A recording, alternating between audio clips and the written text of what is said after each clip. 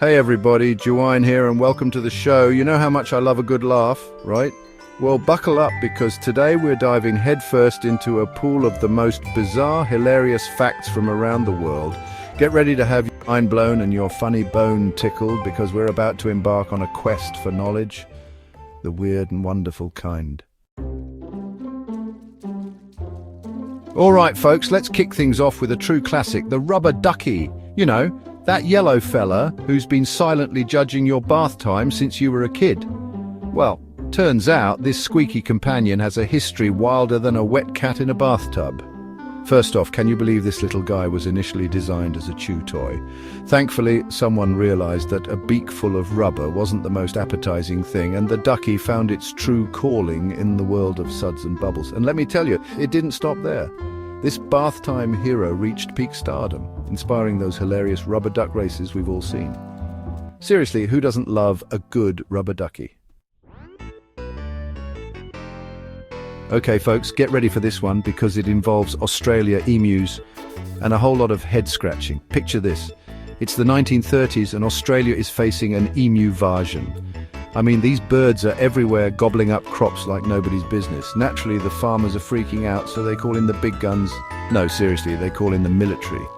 You heard that right. The Australian military versus a bunch of flightless birds. Talk about an unfair fight, right? Well, not so fast. Turns out emus are more cunning than we give them credit for. They're quick, they're agile, and they have this uncanny ability to dodge bullets like it's nobody's business. The result? Let's just say the emus won. To this day, the Great Emu War stands as a hilarious reminder that sometimes nature just can't be tamed, even with machine guns. All right, who here loves a good snowman? I mean, who doesn't love rolling up some snow and giving it a carrot nose? But we're not talking about your average backyard snowman here, folks. This snowman was 122 feet tall. That's like 12 stories high. You could practically see it from space. And you know what's even crazier? It took over 9 million pounds of snow to build this thing. This wasn't just a one-person job, it was a whole community effort. People were out there day and night packing snow, shaping, sculpting, probably drinking gallons of hot cocoa. It was a winter wonderland frenzy, and the best part? This giant snowman wasn't just some icy statue. They gave it a giant top hat, a scarf as long as a city block, and a smile that could melt your heart, or at least give you frostbite. Okay everyone, time for a fruit salad face-off. In this corner we have the banana, the potassium king, the champion of breakfast smoothies. And in the other corner we have the strawberry, the queen of summer desserts, the ultimate picnic snack. Now I'm about to drop some serious knowledge here, so get ready to have your fruit-loving minds blown. Bananas, berries, strawberries, not berries, I know, right? It's like finding out that pizza is a health food. The important thing is that both of these fruits are delicious. All right, history buffs, get ready for a story that's shorter than my attention span after a sugar rush.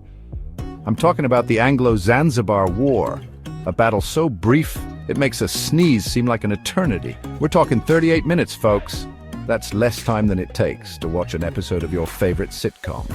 So what sparked this incredibly brief conflict?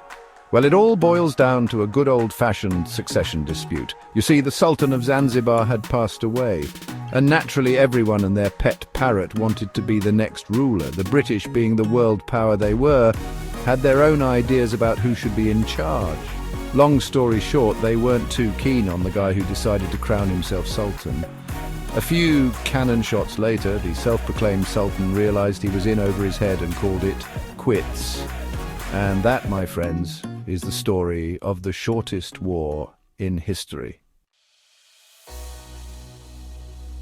You ever wonder how they make sure airplanes are tough enough to handle anything? Well, I'm about to introduce you to the unsung heroes of aviation safety, chickens.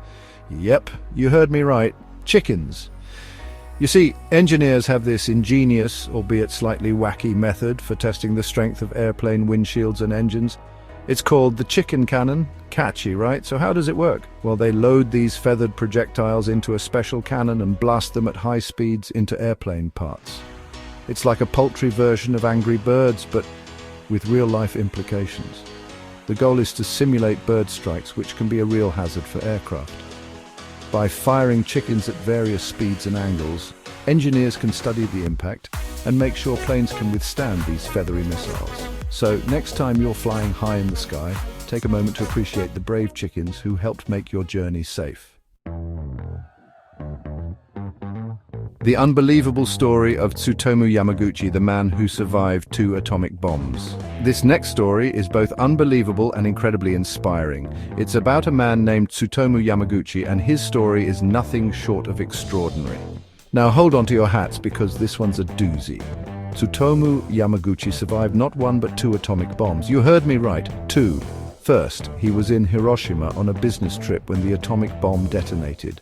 He was severely burned and injured, but managed to survive the blast and make his way back home to Nagasaki. Just as he was starting to recover, tragedy struck again. The second atomic bomb was dropped on Nagasaki, and once again, Tsutomu was caught in the blast. Despite being injured a second time, Tsutomu Yamaguchi survived and went on to live a long life, becoming a vocal advocate for peace and nuclear disarmament. Chapter 8. From Black Death to Lockdown, the surprisingly hilarious origin of the word quarantine. All right, folks, let's travel back in time to the good old days of the Black Death. Yeah, not the most cheerful topic, but trust me, this one's got a funny twist. You see, back in the 14th century, Europe was dealing with this nasty little thing called the bubonic plague. It was, shall we say, not a good time to be alive. People were dropping like flies, and nobody knew how to stop it. So, what did they do? They came up with this brilliant idea to isolate ships arriving from infected areas for 40 days. Why 40 days? Well, nobody really knows for sure. Maybe they thought 40 was a magic number, or maybe they just really liked the number 4. Whatever the reason, this 40-day isolation period became known as quarantine, from the Italian word quaranta, meaning 40. Chapter 9. Would you drink this? The shockingly expensive and kinda gross story of Kopi Luwak coffee, calling all coffee lovers. Get ready to have your minds blown and your stomachs turned. Today we're diving into the world of Kopi Luwak, the most expensive and arguably the most bizarre coffee in the world. So, what makes this brew so special? Well, it all starts with a cute little critter called a civet. Now, civets love coffee cherries, but they can't digest the beans, so what goes in must come out, right? That's where things get interesting. Kopi Luwak coffee is made from beans that have been eaten, digested, and pooped out by civets. People are paying top dollar for coffee beans that have been through the digestive tract of a wild animal. Chapter 10. They just couldn't stop grooving. The bizarre case of the dancing plague. Get ready to shake your groove thing, because this next story is truly bizarre. It's the tale of the dancing plague of 1518, and it's as weird as it sounds. Imagine this. It's a hot summer day in Strasbourg, and suddenly people just start dancing uncontrollably in the streets. Not just a little jig, mind you, but full-on, non-stop dancing for days on end. They couldn't stop, even if they wanted to. This wasn't just a few party animals letting loose, it was a full-blown epidemic of uncontrollable dancing. Theories about the cause of this bizarre phenomenon range from mass hysteria to ergot poisoning, a fungus that can grow on rye bread and cause hallucinations and convulsions.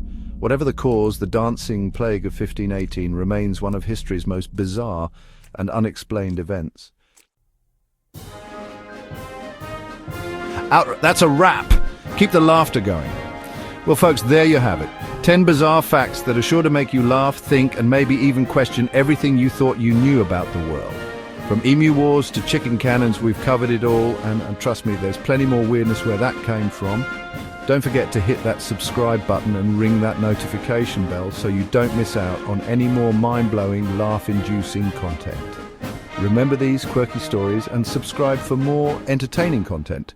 Don't forget to share this video and dive into related topics for endless fun.